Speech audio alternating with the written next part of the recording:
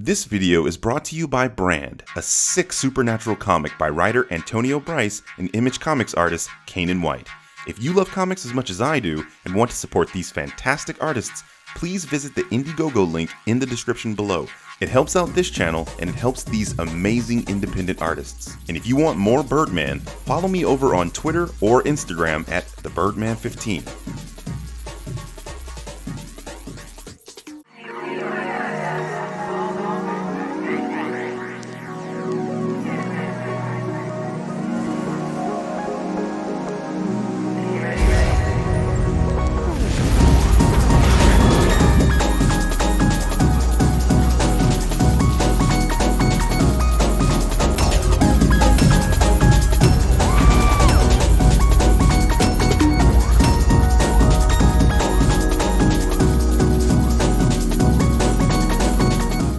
Never much like the Stan Lee cameos, and definitely don't like logos. I'm gonna go ahead and stop you right there, pal. Never much liked the Stan Lee cameos is just as bad as simply sinning Stan Lee, so I'm giving you a sin for that ridiculous statement.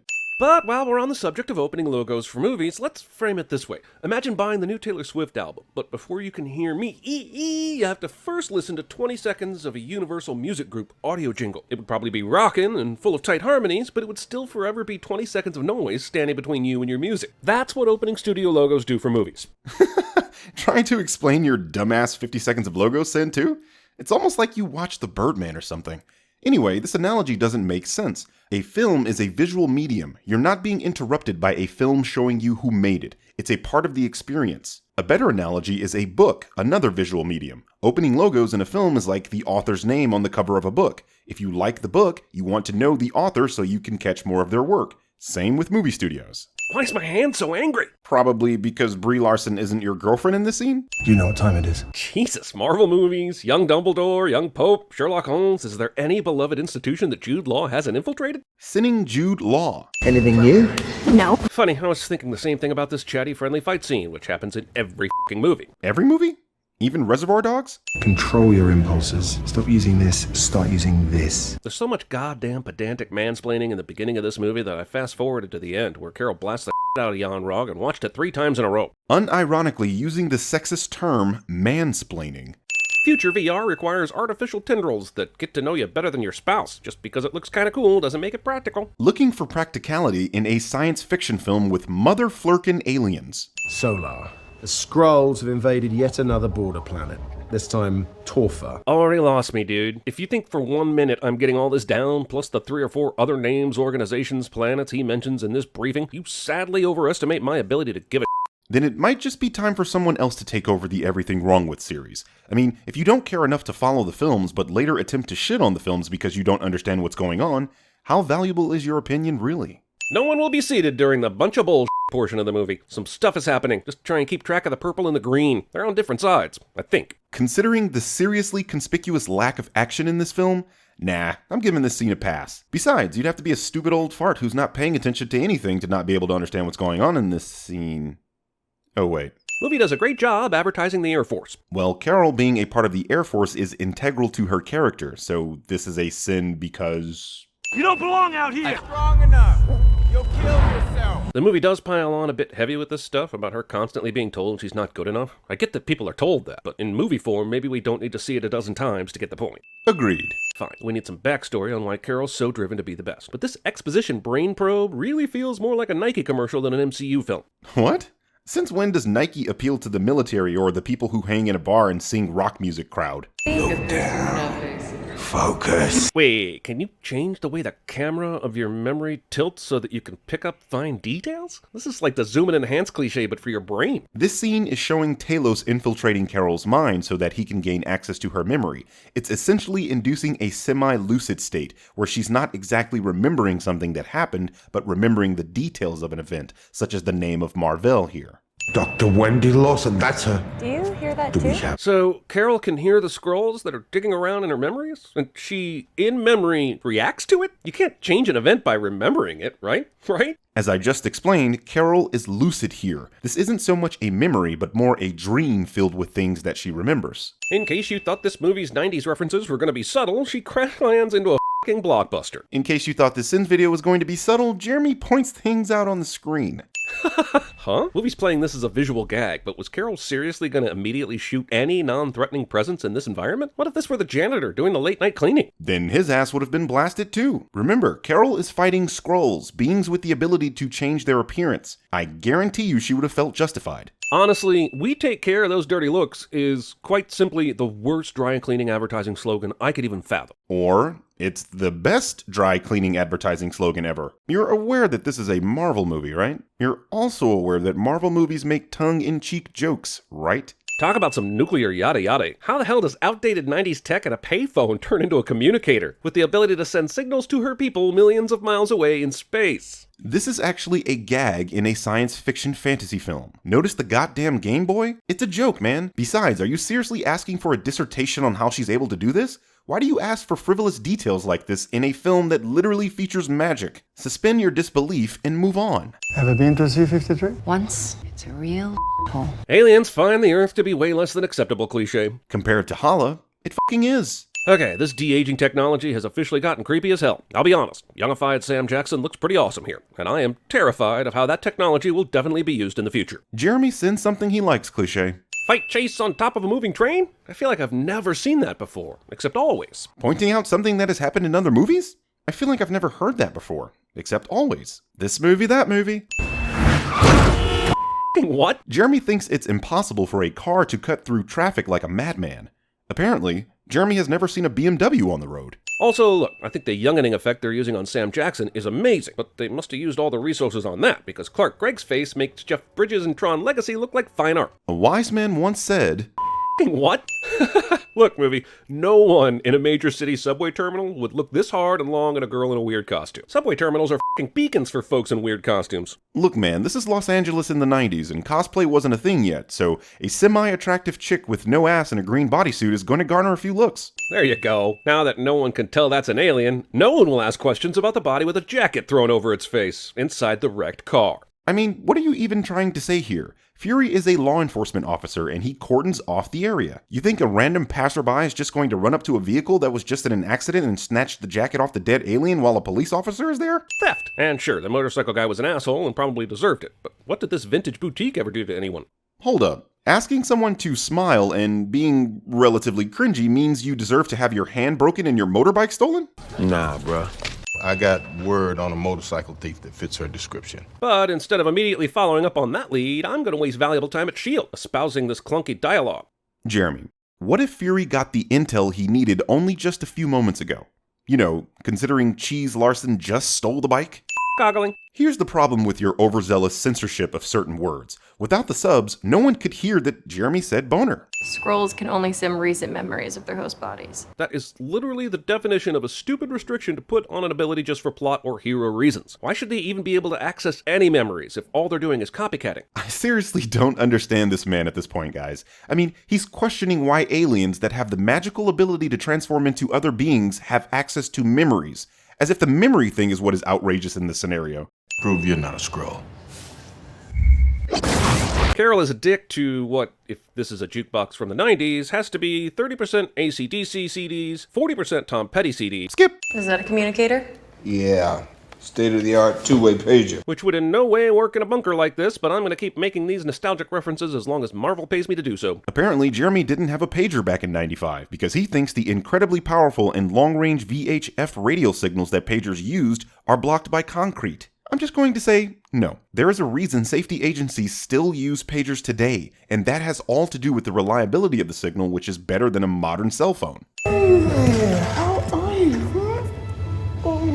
How did this cat get into this official government covert facility? And did they know he was a flurkin? If so, why is he out roaming the f***ing halls? No, they didn't know Goose was a flurkin, but are you seriously asking how did this cat get into this facility? You've obviously seen this movie already, so you know that Marvel brought Goose here. Jeremy feigns ignorance cliche. Hey, that's exactly how Eminem writes his lyrics. I'll assume Larson was writing the follow-up to Shut the fuck up. This CGI cat is a f***ing abomination. And yes, the actress is allergic, and they had to do a CGI cat in some places. But just take $20,000 of the money you're spending on youngifying Sam Jackson and put it into realisticing the cat. God damn. I'm honestly failing to see the problem here. This is a cat-like being experiencing G-forces. Yeah, you might think that it looks weird, but have you seen actual humans experiencing G-forces? Legs tight, deep breath. You're on top, breathe. 1, 2, breathe. Drop the shoulders, breathe. 1, 2, breathe. Squeeze your legs, squeeze your butt. Hey, squeeze, keep squeezing, keep squeezing, keep squeezing.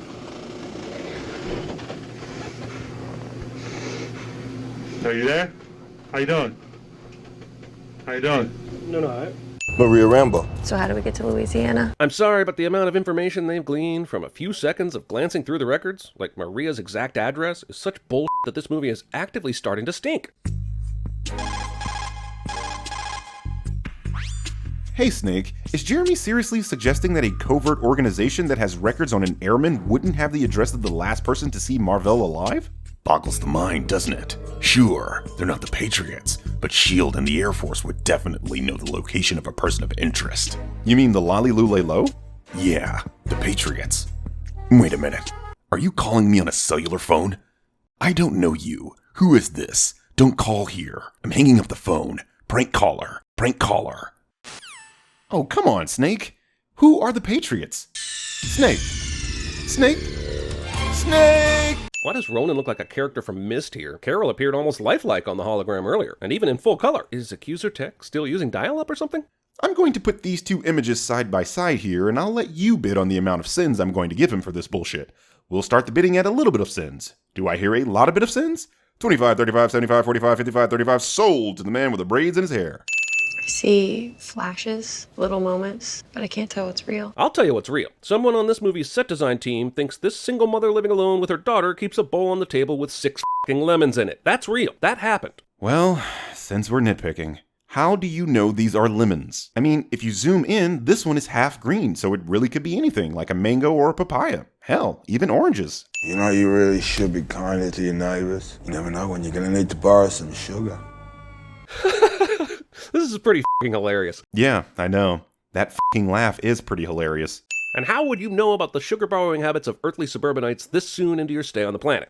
Oh, I don't know. Maybe there should have been a scene explaining that Skrulls gain the memories of those they copy or something. That was before I knew who you were, before I knew what made you different from the others. Talos had to have gotten this information before the confrontation at the Pegasus base, since that's where he heard the recording. So if he knew that then, why did he try to kill Fury's ass? He knew they were working together, and now he's all peaceful. I actually really like this character's turn, but given the sequence of events, it doesn't make a whole lot of sense. I disagree. Talos isn't exactly a good guy. He's done some questionable stuff in the pursuit of a home for his race. You should know this already, because you've seen the movie already. Talos specifically states this himself.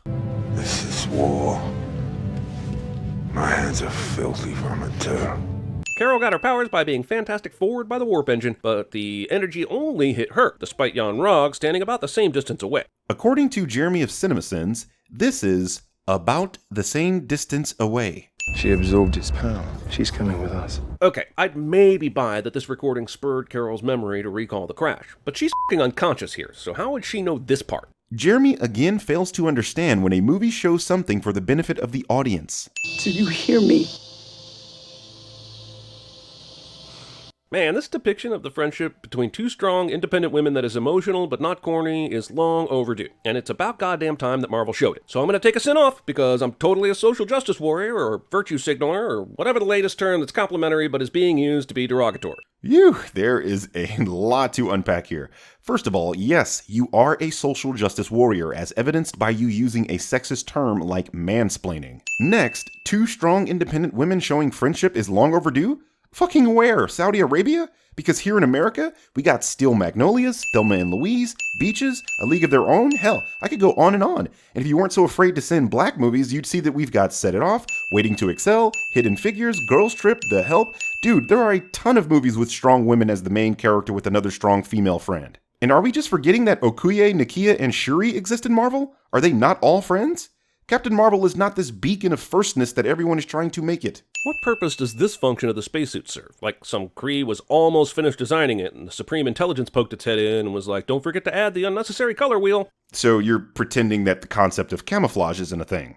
I mean, have you seen Sakaar? This cat will later freak out on Fury and cut his face, but he doesn't want to do it here, in zero gravity, which is baffling, because I've owned a cat before. A lawnmower can freak them out. A clap of thunder can freak them out. Suspending in zero gravity? That would have them clawing out the eyeballs of all the motherfuckers nearby until they were on solid footing. Hey, Jeremy.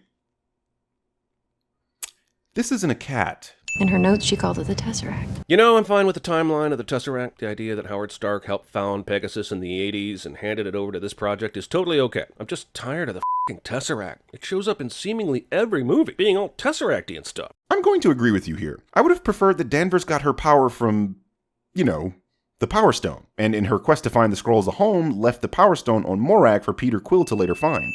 You're only human. A flesh and blood you made. You're only human. Hell no. I will say this about the movie. It waits until the perfect time to unveil Carol's true powers. And this is a goosebumps-inducing moment, so it absolutely deserves a send-off. What? This scene was lame as hell. Oh hey, she went Super Saiyan. I swear, you praise this movie for terrible moments and sin it for its good moments. This reveal sets up the same issue as DC has with Superman. Carol is all-powerful. She hasn't discovered everything she can do yet, but she's pretty much unkillable now. And future movies, Endgame, will have to do a ton of hand-waving and marginalization for her to be included at all into the rest of the MCU. Is that true though? I mean, Thanos put the Power Stone in her mouth like a boner. Well, the movie never explains it, or even suggests it, but Jan-Rog apparently has the ability to manipulate metal like Magneto. That is an outright lie. The movie never suggests it? Then what the hell is this scene from the beginning of the movie?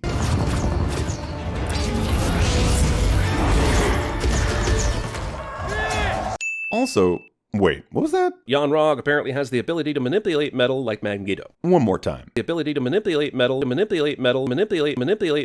I've been calling y'all people better than a month now, grab about y'all every time a dang old dog crossed these start yapping his jaw 24 hours a day. Nobody answered. You called, how you supposed to come out to do anything about that dog if you're just gonna get a dang old computer ain't gonna come over here and just shut that dang old dog up?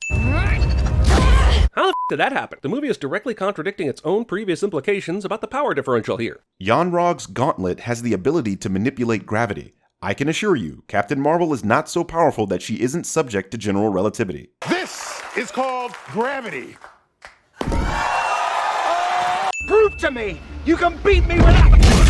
This is a great moment, but it was also super f***ing obvious that it was going to go down like this. This is basically Indy taking out the sword guy with the gun in Raiders of the Lost Ark. Oh hey, this scene is bad because it references something that was awesome in another movie. For emergencies only, okay? And real emergencies, too. Not like if an alien species is invading one of your most populous cities and your shadow government is about to nuke the out of it as a result. And really, it would take a giant stroke of some luck and some space gravity to avoid total annihilation, but you can totally handle that. I know this is basically a meme in the Marvel community, but they didn't need Captain Marvel to defeat Loki. I'm pretty sure the Avengers took care of that. Hell, she wasn't much help in Endgame. You think you can find others like her? We found her and we weren't even looking. Okay, the logic here is stunning. And yes, they do end up finding more heroes, but it's not because they already existed. Carol was a 1 in a billion fluke. Banner still hasn't tested gamma radiation yet. Tony has to be kidnapped and build a suit in a cave. Black Widow is just a human badass, and Hawkeye is decent to okay with arrows. Ignoring Hank Pym and Ghost, it's super obvious that you're cherry picking here, as the one guy S.H.I.E.L.D. knows about is the one you failed to mention. America's ass.